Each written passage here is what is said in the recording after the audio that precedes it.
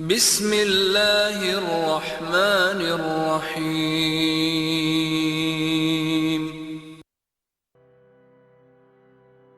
Est-ce qu'une simple lettre peut déclencher un siècle de guerre?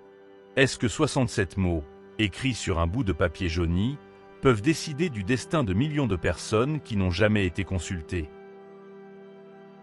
Nous sommes le 2 novembre 1917. En pleine horreur de la Première Guerre mondiale, le ministre britannique des Affaires étrangères, Arthur Balfour, envoie un courrier à un banquier privé, Lord Walter Rothschild.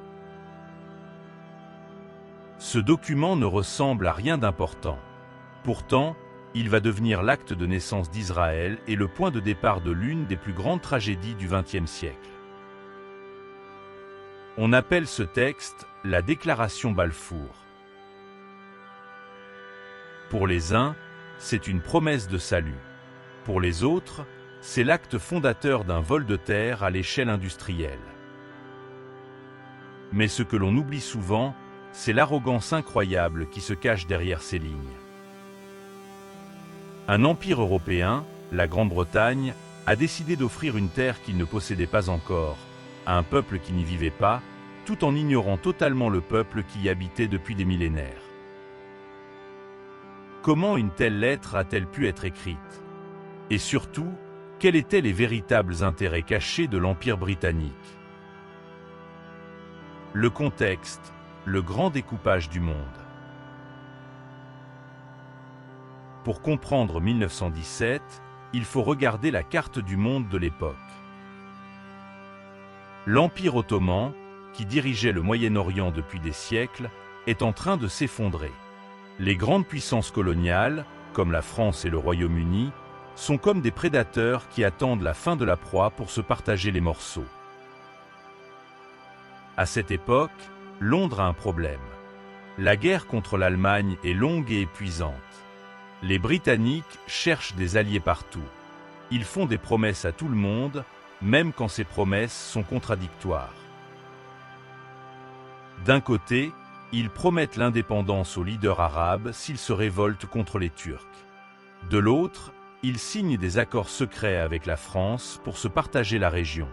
Et au milieu de ce chaos, Arthur Balfour sort sa plume. Pourquoi s'engager à soutenir un foyer national juif en Palestine? À l'époque, le mouvement sioniste est encore petit et minoritaire au sein des communautés juives mondiales. Mais Balfour et son gouvernement voient une opportunité. Ils pensent que s'ils soutiennent le projet sioniste, ils pourront garder un pied en Palestine pour protéger la route vers l'Inde et le canal de Suez. Mais ce n'est pas tout. Il y a aussi une stratégie de propagande. Londres veut pousser les États-Unis à s'engager davantage dans la guerre et garder la Russie dans le conflit. Ils imaginent, à tort, que le pouvoir juif mondial pourra faire basculer ses décisions. C'est un calcul purement cynique, basé sur des préjugés d'époque. L'analyse du texte, un silence assourdissant. Relisons ensemble les mots de Balfour.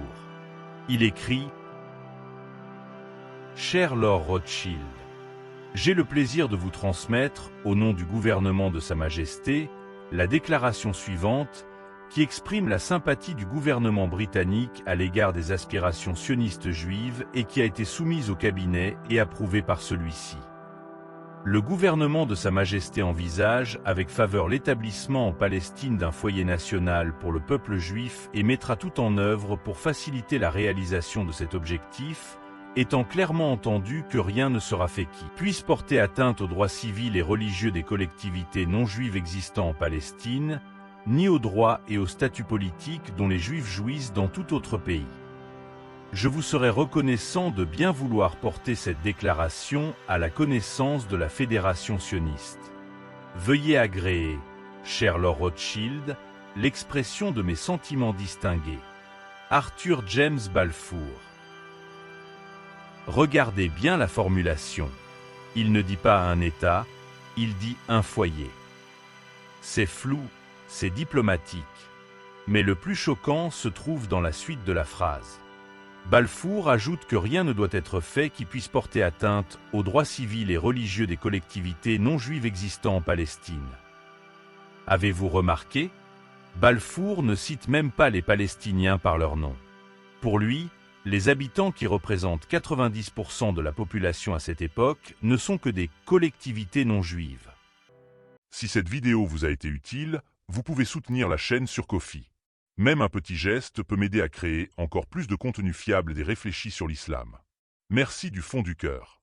Le lien est dans la description. Il définit la majorité par ce qu'elle n'est pas. En une phrase, les Palestiniens perdent leur identité politique.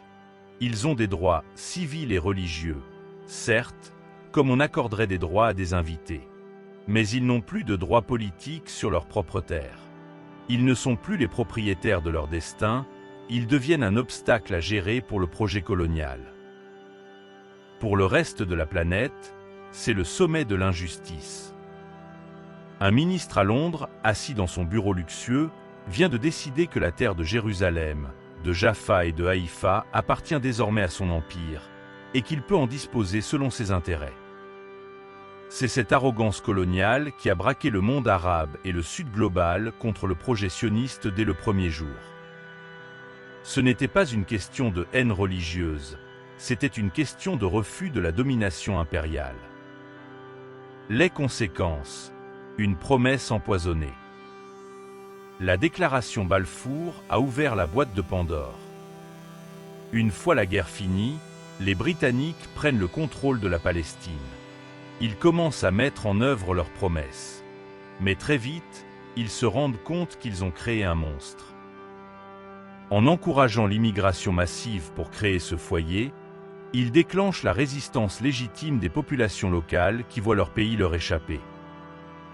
Pendant 30 ans, les Britanniques vont jouer double jeu. Un jour, ils soutiennent les sionistes, le lendemain, ils tentent de calmer les Arabes. Ils finissent par se mettre tout le monde à dos. Mais le mal est fait. La lettre de 67 mots a créé une réalité sur le terrain qu'on ne peut plus effacer. Elle a transformé une quête spirituelle juive dans un projet politique soutenu par les canons d'un empire européen. Et c'est ici que l'histoire officielle s'arrête. On nous dit que Balfour a fait cela par stratégie politique ou par sympathie pour les Juifs persécutés en Europe. On nous présente Balfour comme un homme d'État pragmatique. Le secret derrière la lettre. Mais est-ce vraiment la vérité? Si Arthur Balfour était si préoccupé par le sort des Juifs, pourquoi avait-il voté, quelques années plus tôt, des lois pour limiter l'immigration juive au Royaume-Uni? Il y a une faille dans le récit officiel. Si Balfour n'aimait pas particulièrement les Juifs, pourquoi a-t-il pris de tels risques pour leur offrir la Palestine? La réponse ne se trouve pas dans les rapports militaires ou les traités de commerce. La réponse est bien plus profonde, plus ancienne et beaucoup plus inquiétante. Elle se trouve dans les croyances religieuses personnelles d'Arthur Balfour et d'une partie de l'élite britannique. Pour eux, cette lettre n'était pas seulement de la politique. C'était une mission divine. Un plan pour forcer la main de Dieu. C'est ce que nous verrons dans notre troisième et dernière vidéo sur le mouvement sioniste. Merci d'être resté jusqu'au bout. Si cette vidéo vous a éclairé, n'hésitez pas à vous abonner dès maintenant pour ne rien rater. Et cliquez sur les vidéos affichées pour continuer à explorer. Portez-vous bien et à très bientôt.